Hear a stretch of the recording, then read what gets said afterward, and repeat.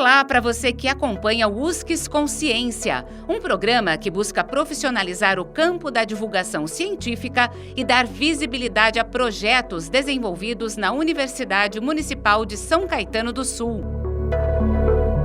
O USCS Consciência foi criado para conectar ciência e sociedade e se dedica à prática de divulgação científica a partir dos meios de comunicação em diferentes formatos e linguagens.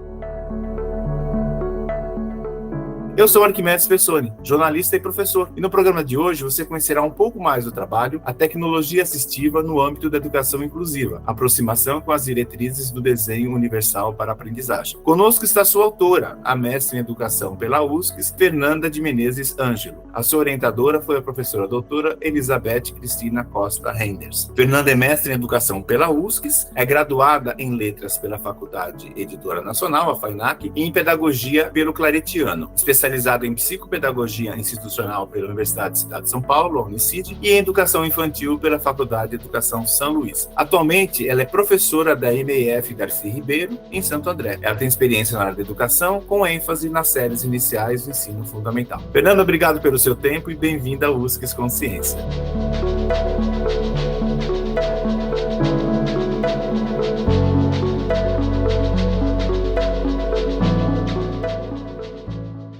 Agradeço a oportunidade, né? Então vamos lá, a gente começa do começo, né? Assim, a questão da temática. Quando você procurou a USCS, né, para falar, vou fazer mestrado em educação, você já veio com essa história do DUA, da tecnologia assistiva, ou foi a partir de uma troca de figurinha com a sua orientadora? Foi uma troca de figurinhas, né? Eu vim com a ideia de tecnologias, porque eu sempre gostei muito dessa área de tecnologias, mas eu não pensava na tecnologia assistiva propriamente dita, e muito menos do DUA. Aí quem me apresentou o DUA foi a Beth. Aí ela veio com a proposta do DUA, primeiro ela apresentou e depois ela veio com a ideia, né? Por que não? A reflexão do DUA, que ele vem com a abordagem da educação para todos, com a prática da tecnologia assistiva. E aí com a ideia dela a gente foi pensando na pergunta, mas não foi a ideia inicial não, a gente trabalhou bastante em cima disso.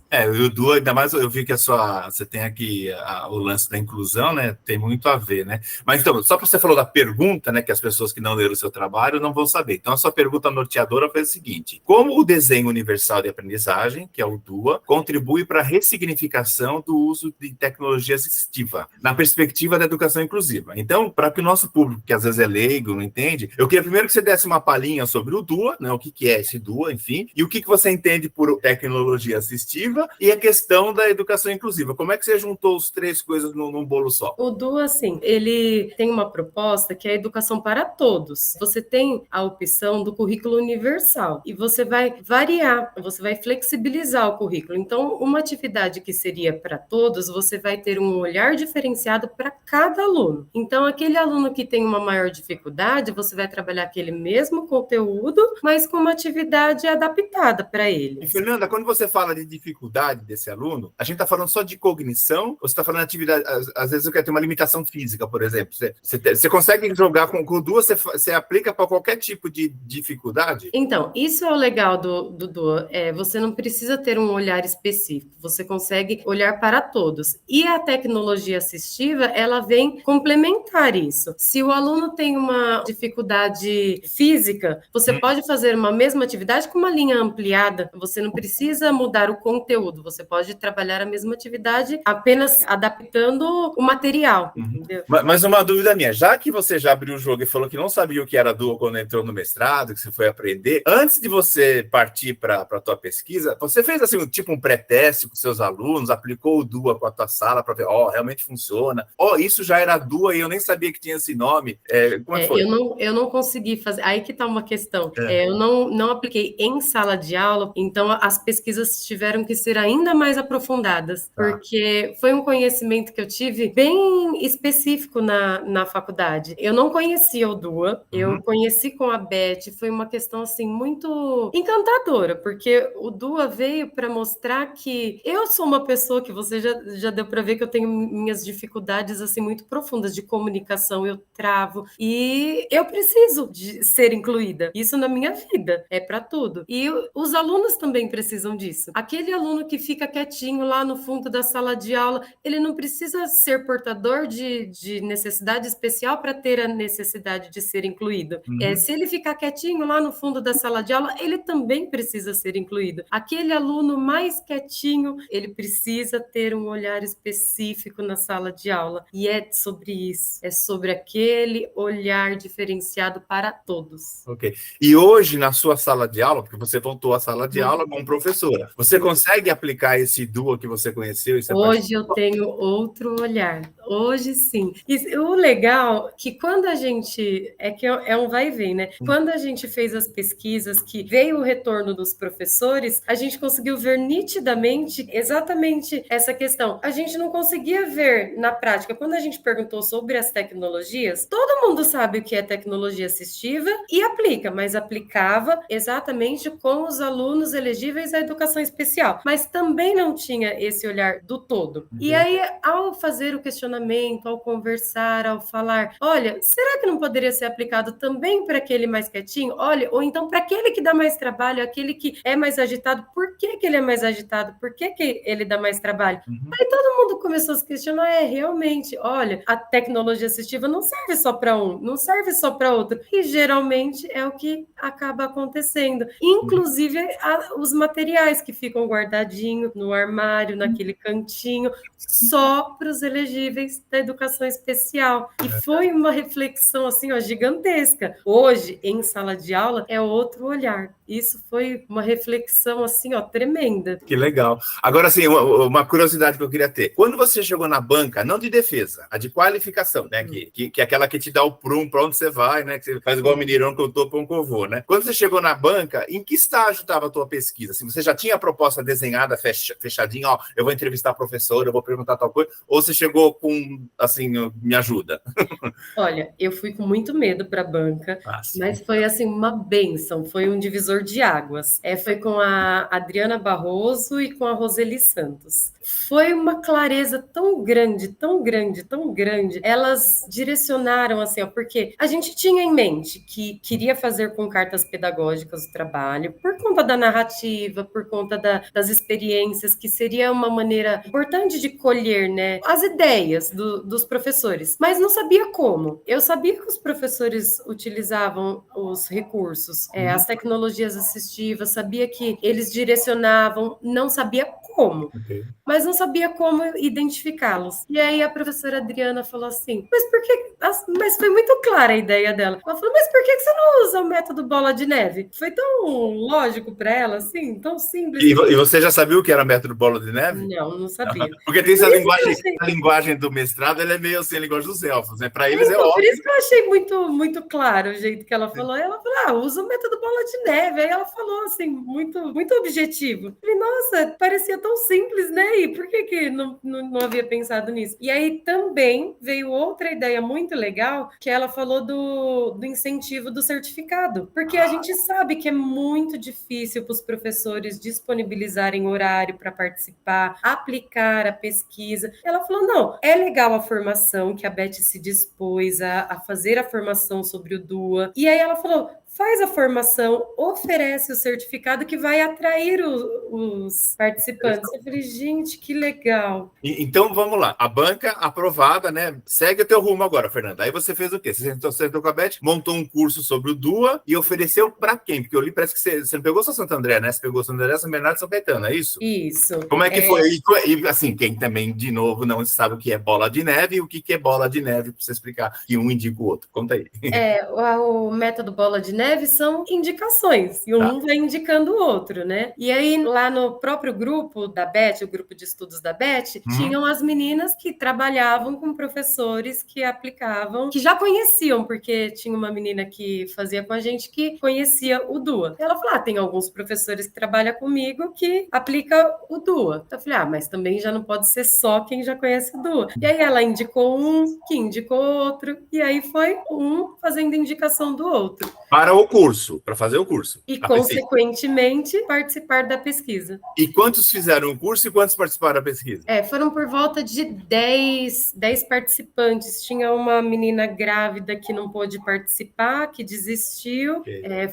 Foi de São Caetano. Eu sou péssima de memória para... Não, tranquilo, só para a gente ter uma ideia do tamanho do seu N, né? Quantas pessoas... Foi por volta de 10 pessoas. E, bom, aí você fez a formação, deu um certificado, ficou todo mundo feliz, e falou assim, agora eu quero que vocês participem da minha pesquisa, né? E aí eu vi que você optou pela pesquisa narrativa, porque ela permite colher, por meio de histórias, as experiências dos professores para oportunizar reflexões sobre saberes pedagógicos e valorização das suas experiências. Bom, como é que é isso? Assim, elas iam contando como que eram as experiências na sala de aula, como se fosse um querido diário, assim, e tal, e te dava depois?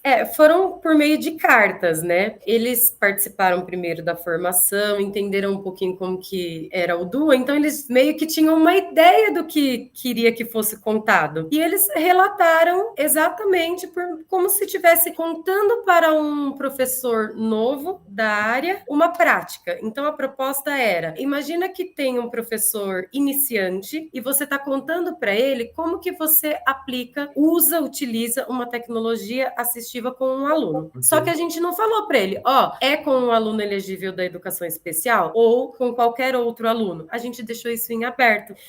E todos descreveram alunos elegíveis à educação especial. Não teve um que tivesse citado qualquer aluno do grupo. Isso foi bastante interessante. E aí, quando a gente se juntou para fazer a socialização, que teve um terceiro momento, né? Aí a gente começou a falar, porque teve professor de educação física também que participou, né? E eles citaram, foi bem interessante os materiais que eles citaram. E aí a gente citou. E esse material não poderia ser utilizado também com os demais alunos, e aí foram vindo as reflexões. Então, bom, aí, claro, você está no mestrado profissional que parte de um problema de realidade que tem que transformar numa intervenção ou num produto. E me parece que você fez um produto bem legal, um e-book, né? Conta para quem não viu o que tem nesse e-book, se ele já está disponível, e mais uma curiosidade minha, né? Você depois que o e-book estava pronto, você defendeu, você pegou o título e tal, beleza. Aí você fez a devolutiva para eles que participaram, você mandou o link do e-book, eles chegaram a ver, curtiram, já aplicaram? Como foi? Sim.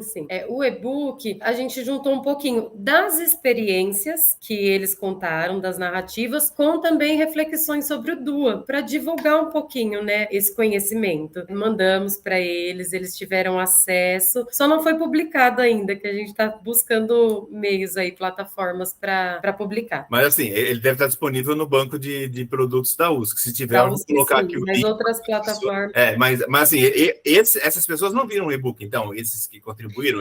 Eu mandei por meio do PDF. Tá, ok. Então, PDF eles tiveram acesso. E deram feedback para você? Sim, todos, porque a gente colocou bastante citações das experiências deles, então eu mandei para eles terem acesso, verem como foi o material, mandei o certificado para eles. Nossa, isso é interessante, porque eles têm uma valorização do conteúdo que eles produziram para você, né? Não foi, não foi só curso, né? A minha experiência de sala de aula contou muito para alguém construir um conhecimento novo, né? Isso é muito bacana. E ver o relato deles no e-book é interessante, né? Tem alguma coisa que eu não perguntei sobre a sua pesquisa? Você acha relevante? Tem um dado que me surpreendeu? Não, eu acho que da pesquisa, só o que eu achei bastante interessante foi a proposta da Beth no final, que como a gente fez o trabalho por meio de cartas, a proposta da banca de apresentação da defesa ser também por meio de uma carta. Que legal! Eu achei isso bem interessante, porque quem está assistindo agora, acredito que seja em busca do mestrado. E a proposta dela da apresentação da carta eu achei muito interessante. E essa carta você vai incluir lá na sua dissertação? Está no trabalho. Que bacana, que legal. E por fim, eu queria saber sobre expectativa e realidade, né? Assim, quando você entrou para fazer o mestrado, você tinha uma expectativa, alguns receios. E o que o mestrado contribuiu para a tua vida como pessoa, como profissional? você se sente mais qualificada agora? Você recomenda o mestrado ou fala, fujam que é fria, que não vai dar certo? Não, olha, eu sempre tive muita vontade de fazer mestrado, sempre busquei, mas eu achava, assim, impossível. Mas quando você tá com o pé lá, a gente busca, a gente corre atrás, a gente vê que é possível sim. Inclusive, agora eu penso até no doutorado, né? Não é uma coisa que a gente fale, é fácil, é facinho, não, mas é possível. Até porque agora a USP já tem doutorado em educação, né? Então você já pode continuar na mesma casa ou mudar, né? Enfim, aí é com você, mas que bacana. Então, foi picada pelo bichinho da ciência, aí não tem jeito, né? Tem que correr atrás, né? Isso aí. Então, parabéns pelo seu trabalho, viu? Obrigado pelo teu tempo aqui, né? Esse foi o USCS Consciência, programa sobre pesquisas realizadas na Universidade Municipal de São Caetano do Sul.